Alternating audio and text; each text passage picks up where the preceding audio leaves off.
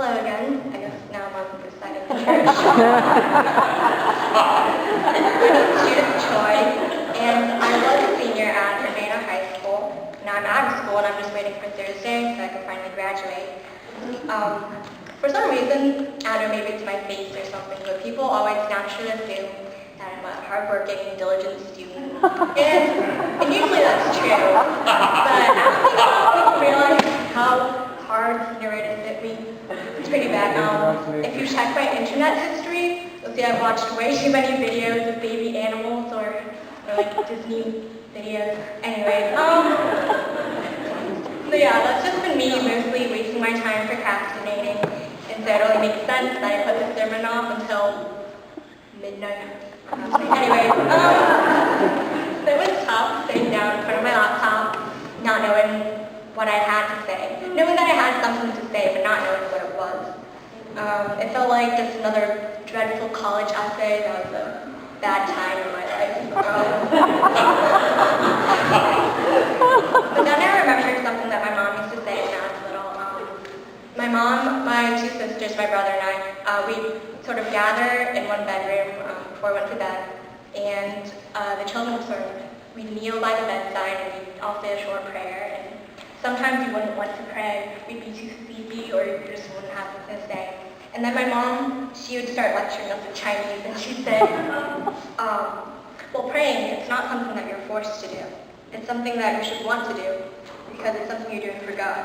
So that's what I thought of the sermon. Not something I'm reluctant to do, not something that I'm forcing myself to do, not something Walt's forcing me to do, just something that I have to say. It's a snippet of my experience with God in my life, and something that I want to share with you guys.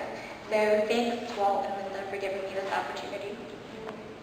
For the past 2 years, I've been in something called the International Baccalaureate Program, or the IB program, which is basically a program of college-level courses with a global perspective. What that really means is that in school you're stuck with the same 50 people every day, same classes for 2 years, and the program greatly diminishes your social life and your hours of sleep, and at the same time increases your workload, stress, anxiety, pessimism, and cynicism. It's hard to be optimistic when you have multiple 2,000-word essays due the end of next week, and you haven't started a single one of them. These papers don't write themselves, so it's been tough. Well, eventually, our IB class made it through all those essays and exams and assessments and presentations. And finally, on this past Wednesday and Thursday, we had a little celebration with an IB camping trip. Personally, I'm deathly afraid of bees, and I really despise hot, muggy air, so I was thinking of not going on the camping trip.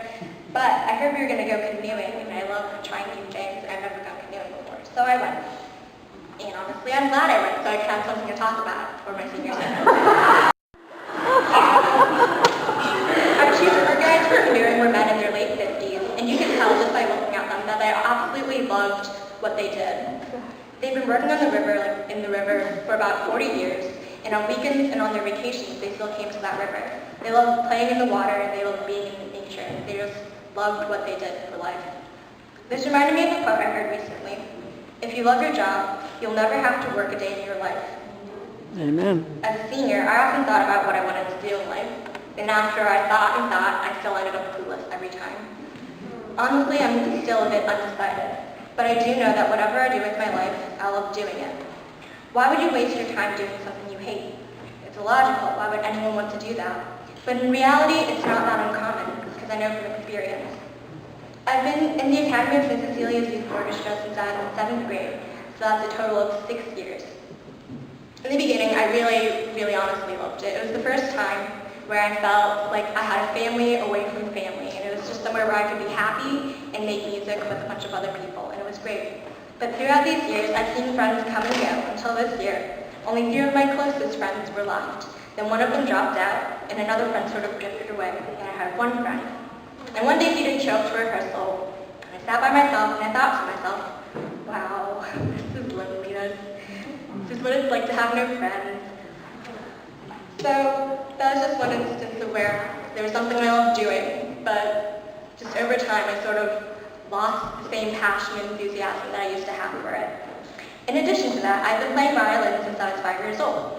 I'm 17, so that's 12 years of playing overall. And just in general, I love the violin, I really do.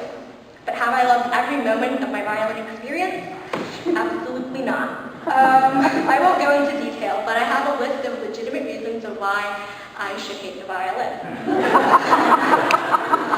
The amount of stress, insecurity, and self-deprecation that it's caused is immeasurable. And I've often thought to myself, if I didn't play the violin, I would never cry. It's not true, but I have thought that on numerous occasions.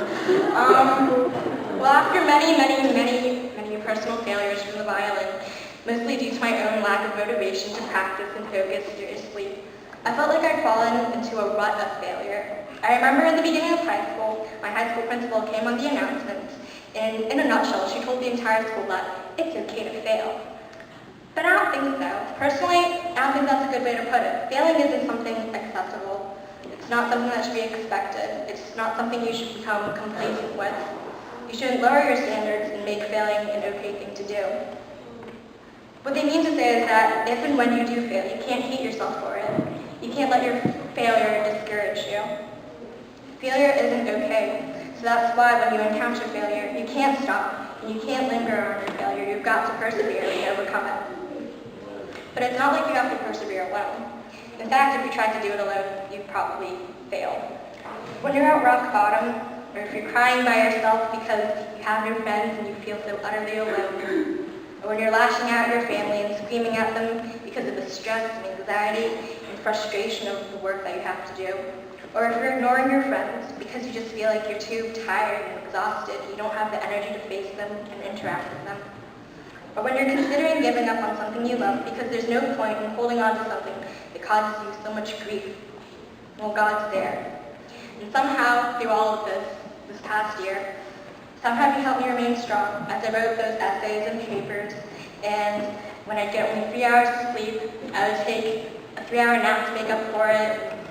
I witnessed God's love in the actions of my supportive friends, teachers, and family who cared more about my health and well-being and happiness than my success, which really wasn't as important. I opened my eyes and ears so I could remember the joy that music can bring people. Competitions and judges and auditions and struggling to practice your ATs every day, well, that's not what music is about. I remember the transcendent impact of music, how it affects people's lives and it brings people together.